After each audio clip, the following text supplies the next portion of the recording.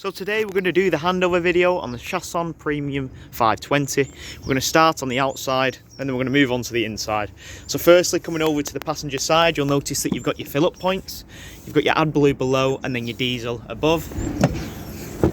Opening this up, you'll notice you have got your Remis cab blinds in your cab window. Simply pinch them together and pull down like so, and using the magnetic strip, let them connect. You've got these along with the front section which will just connect together. You'll notice on the passenger side as well, you have got your bonnet release catch, as I say, which is just here. Once you've done that, that'll release the bonnet. Just quickly before moving on, you'll notice with these blinds, all you need to do is simply unpinch to retract them. And I typically find it's a lot easier when you lead from the bottom of the blind to then lead them into position and let that clip in, as it doesn't get caught. Moving around the vehicle to the front of the bonnet. As I mentioned, there's not many things that you need to know underneath here. The main things that you're going to need to know is if you're ever needing to jump start the vehicle. I'll lift the bonnet now and show you where to do that from. With the bonnet lifted, you'll notice that your negative point goes onto here, then your positive just goes underneath this little slot here. You'll notice that on the top there is a little plus sign there which indicates that that is where you connect your positive onto. Whilst the bonnet's open, just to point out a couple more things, you've got your engine oil here along with your dipstick which is below. You've got your brake disc fluid, you've then got your engine coolant, your power steering fluid, and then finally your washer fluid which is just down into there. Coming away, on this side of the vehicle you've got your awning along with your habitation door, and next to them you've got your two fridge vents. At the rear of the vehicle you'll notice that you've got your WC along with a drain down point. For your WC, this is simply a cassette toilet, and all you need to do is close the blade and then you can remove it. I'll open this up now and show you how to do that. With the locker door open, you can see that you've gained access to the cassette. Simply slide that out like so, and then you've got access to the cassette. What I'll do is I'll slide this all the way out, I'll put it on the floor, and I'll just talk you through how to operate this. With the cassette out, it's really simple. All you need to do is simply pull the funnel out, unscrew the cap, and then using the little vacuum button on the back, press that in, and that'll empty all of its contents out in one steady slurry. Once you've done that, you can then put a bit of fluid in there just to wash out the system.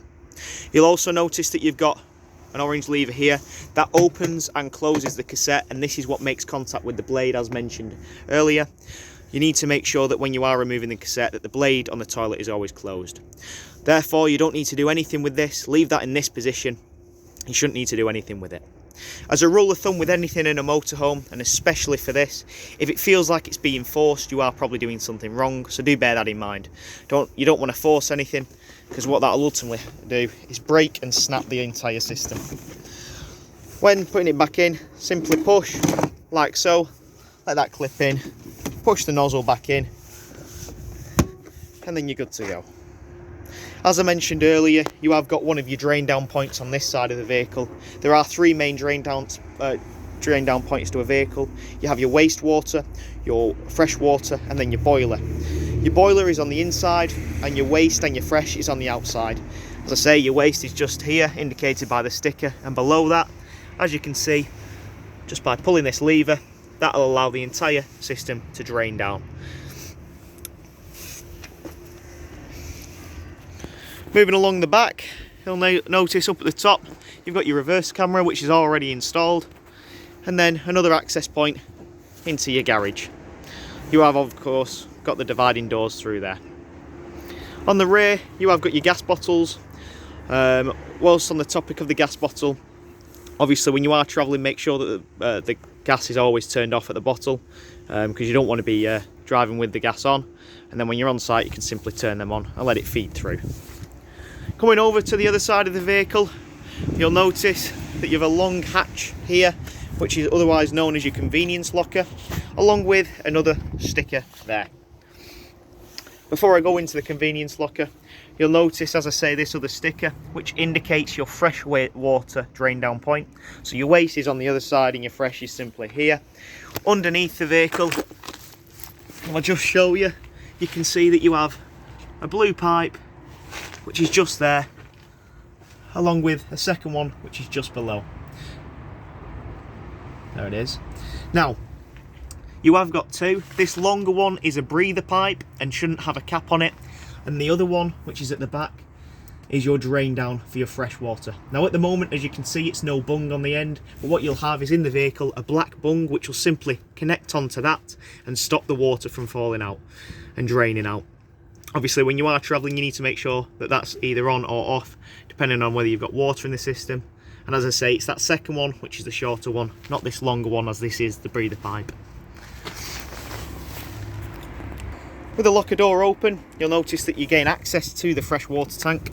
When filling this up, all you need to do is pull out the nozzle, unscrew the cap, and then put your hose pipe in.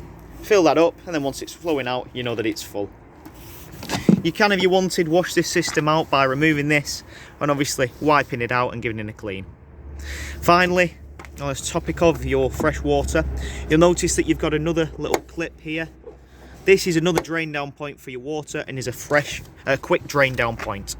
Now how this works is this will drain the entire system down to 20 litres. So for example, if you are travelling off site with water, you need to make sure that you have that you don't carry 100% of water, because due to weight, distribution and payload. So if you are travelling with water, you recommend you travel with 20 litres. As I say, to drain down that to 20, all you need to do is flick this up like so, and then go onto the inside and turn your pump on, and that'll allow the entire system to drain down to 20 litres. As I say, if you wanted to drain the entire thing, that's where you'll go underneath the vehicle and remove that bung, just to drain everything out of the van. Next, you've then got all your electrics.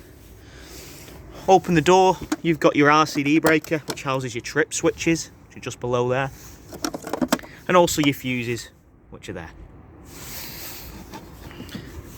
Closing the convenience locker and moving on, you've then got your 230 volt hookup, which when you're on site will simply connect into there. And then moving towards the front of the vehicle, you've got your Truma vent and also an external shower point. One thing to note, with the external shower, you need to make sure that your pump is on for that to, of course, pull through. And then for your Truma, when you are travelling, you need to make sure that this cap or this vent is always on at all times. However, when you are on site and you're using the vehicle, you need to, of course, remove this. This is when you operate in the hot water in the vehicle or your boiler. Always remove this, because what will happen is you'll simply gas out the system if that is not removed. So simply remove that when in use and then reattach it when you are travelling. Before going on to the inside of the vehicle, one thing I did forget to mention is your gas point on the outside of the vehicle, which is just there, just an external gas point. And again, similar to your water with your pump, you need to make sure that your gas is on for that to then feed through. Moving on to your habitation door and onto the inside of the vehicle, you'll notice that you are greeted up here with your control panel. To operate this is simple. Turn on the button and that'll activate everything.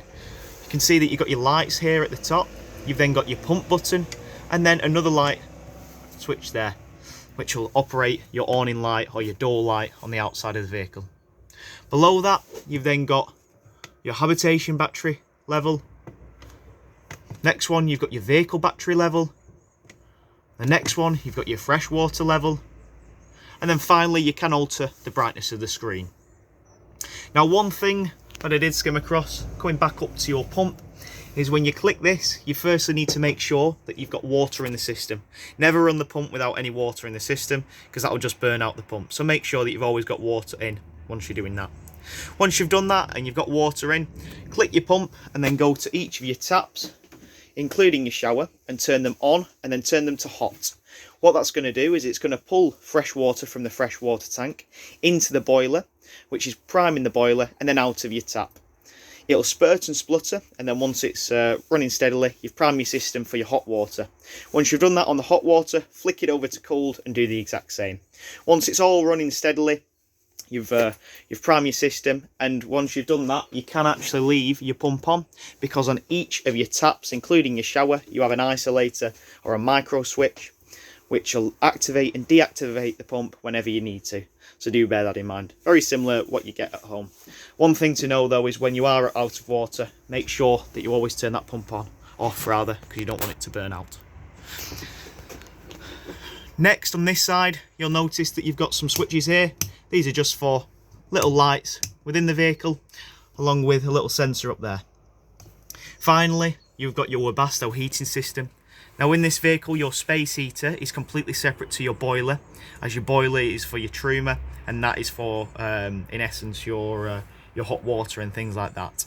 So with this Webasto, all you need to do is simply turn it, and that'll then activate it. This then pulls diesel through and uses diesel to heat the vehicle. Now once you've done that initially and you've put it on, all your lights in your vehicle will begin to flicker. The flickering will last for about 15 minutes, just as it's beginning to power up, and then once it's settled and powered up, it'll then return to a steady light. Once you've done that and you come to turn it off, it'll do the exact same because it's cooling down the system. So your lights will flicker for about 15 minutes and then return to a steady light as it is. And that concludes your control panel. Before moving on to the back, you'll notice that you've got your fly screen and also blackout blinds on all of your windows and obviously door. Make sure that all your windows are of course closed when travelling. Moving into the kitchen area, as I've discussed about priming your system, that is the majority of things that you're going to need to know. But as you can see, you've got your freezer and fridge on this side of the vehicle. Now your freezer and fridge are very similar to a domestic fridge in the fact that they do a good job at maintaining the temperature of cooled things. However, they don't do a good temperature at getting objects down to a certain temperature. So what I'd always recommend is if you're wanting frozen things in the freezer, put frozen things in, and if you want cooled things to be in the fridge, put cooled things in. As I say, it does a very good job at maintaining the temperature, but not the best of jobs at getting it down. Now, in terms of operating this, all you need to do is turn this on. You can see that activates everything. You've got a few options. So I'm just going to turn that off before I get an error code, which I'll explain later. But you've got a couple of options. So this is a 3-way fridge, and it'll allow you to power the fridge using 3 ways of fuel. So your first way is the gas, so you can power the fridge using gas. Your second way is 12 volt, so you can power the fridge using your leisure battery. And then your final way is your little 230 volt sign that you'll get on there, which when you're hooked up, you can run your fridge off your mains electric. Now, when will you use obviously each fuel? You'll use your 230 volt for when you're hooked up. You'll use your 12 volt leisure battery for when you're travelling, and then you'll use your gas for when you're wild camping. Now, a lot of people think that when they're travelling, they can run the leisure battery. When they're wild camping, they can run the fridge off the leisure battery. However, due to the amount that the fridge pulls in terms of power, that isn't the case. Because if it was, it would simply just trip the van. So it will only allow you to use your leisure battery when you are, of course, travelling. Because this vehicle has a built-in alternator, which will ultimately send power to the leisure battery, which can then feed the fridge when travelling. Now, you will notice that when I did turn it on, you've got a little A button there, which I've just selected for you. That stands for auto, and that'll automatically assign whatever fuel you have in the vehicle. At the moment, I've nothing, so by default, it's flicking over to gas. Next, just coming back to it, you've then got the option of your temperature, and then finally, you can choose to circulate or not circulate the current air which is in there. To turn it off, simply hold, and the fridge will power off like so. As I mentioned, you don't want to get an error code, because if you get an error code, you'll have to reset your fridge. The time that you'll get an error code is, for example, if you choose a fuel or try to power the fridge with a fuel that you've not got. So, for example, if you're wild camping and trying to run the fridge off 12 volt, it's not going to work because, of course, it doesn't allow itself to do that. So do bear that in mind. That's when you'll get an error code. Now, you shouldn't need that because you have got that auto button, which will automatically assign it. However, if you do by chance knock that off, you do need to bear that in mind. Okie dokie. Coming up to the top, you'll notice that you've got your telly, which is already in here. Simply press that button in, and then you can pull out the telly like so. So you can view it, and then simply push it in like so. At the front in here, you'll notice that you've got your aerial. For your aerial, you need to unscrew this cap, push up and then tighten into place. And then you can see that there's this little arm on the side here, on the bottom rather, which will just tilt the head of the aerial and allow it to have maximum range. You've got your aerial box up at the top as well. At the moment that is on, and indicated by the green light shows that it's got a good signal. The worse it gets, obviously, if it goes red, you've not got a good signal, so that's where you'll have to play around with the placement of the aerial. That's one thing that you need to remember as well. Make sure that the aerial is always down when travelling.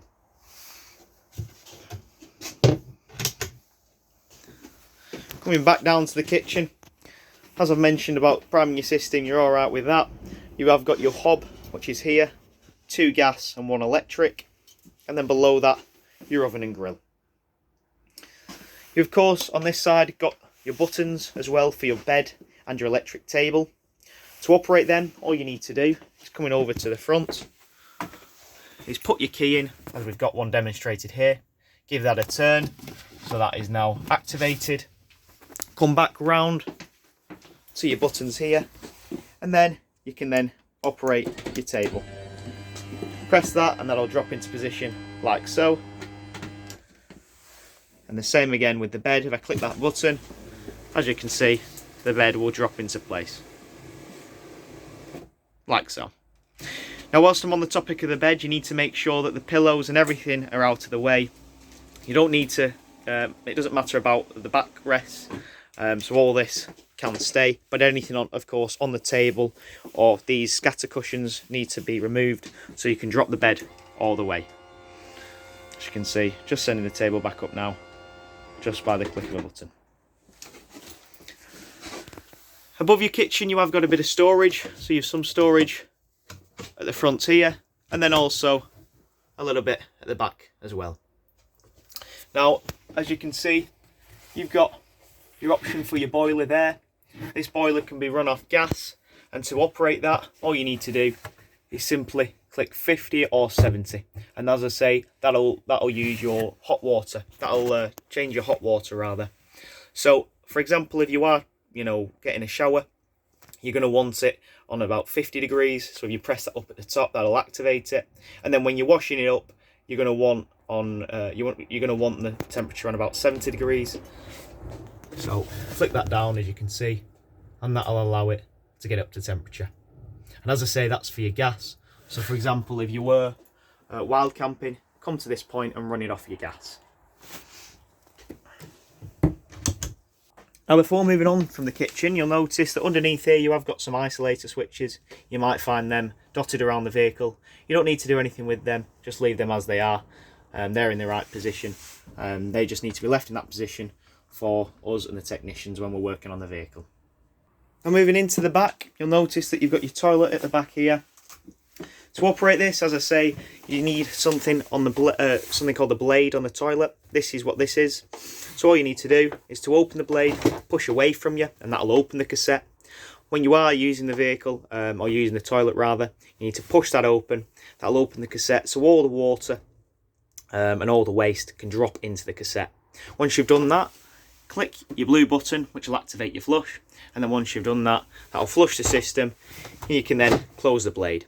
You need to close the blade for 2 reasons. One of the reasons being it'll stop all the nasty odours from escaping, and the second reason is it'll get into your habit of whenever you come to remove the cassette, that'll always be closed, so you'll never run into the issue of it jamming or anything like that. Now coming back to your flush, as I say, using the blue button, that'll allow you to flush the system out, and do bear that in mind though, that you do need your pump on for that to operate. And then when this is full, your cassette, you will get like a red light on there just to indicate that. Once you've got that, of course, you do need to empty it. On the opposite side, as you can see, you've got your shower, which is just here. And as I mentioned, with all your taps and everything, including your shower, you do need to prime them. In the back, you'll notice that you've got some of your book packs along with your storage, and then a rail which will just slide across like so for your hanging space.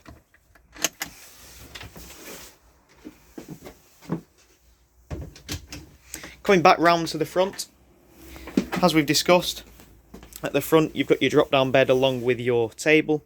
Now, for example, if you wanted to turn these into travelling seats, you have got the option of doing that. All you can do is remove your cushions, like so.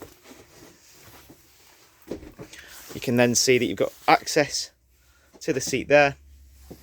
You then need to pull this back, and that'll allow you to pull the seat forward, and then using this cushion here, that'll act as the base, and then using this backrest, that'll then slot against it, so you can use it as a travelling seat. And it's the exact same for this seat here. You've got one here and also one there. Now, coming over to the other side of the vehicle, you'll see that I've just dismantled the lounge just so I can show you your final drain down point and also how to operate the boiler system using the electric. Now, firstly, if we talk about your water heating, as I mentioned, to operate the water off the gas, it's just located in the cupboard just above the kitchen there. But then if you're wanting to, of course, run the water off your electric, for example, when you're hooked up, you can do, and that is done like so from here. Now, similar principle to the other. If you was to push it up, this button, that leaves you with about 50 degrees of a temperature, and then if you was to push it down, that'll leave you with approximately 70 degrees as a temperature. Again, you'll push it up for when you're having a shower, and then you push it down, leave it on around the 70 degrees for when you're washing up and things like that. Now, finally, your boiler is just in this area here. Now, as you can see, it does look very complicated. However, the only thing that you need to know is when you're draining this down. As I mentioned, there's three main drain down points to a vehicle. You've got your fresh water, your wastewater, and then finally your boiler drain down, which is just here. As you can see, you've got a yellow little tab, which is there. At the moment, it's in the up position, which means that it's all open. So any water that goes in is going to go straight out. But all you need to do to seal that is to simply flick that little toggle down, which I'll do so now. As you can see, that's been flicked down, and that will close the system and allow you to run water in the boiler, and then therefore get hot water out of the vehicle. Obviously, only do that when you're using it, because you don't want to get frozen water in the system, so do bear that in mind. But that's located there for you. Now, whilst we're on the topic of the drain down points, all your drain downs can be left as they are when travelling. So say if you're travelling off site, you're not going to be using the van for a while, leave them all open, because that's going to mean that all the water, thanks to the vibration of the road, is coming out of the vehicle. So that concludes the handover on the Chausson 520. I hope you enjoyed.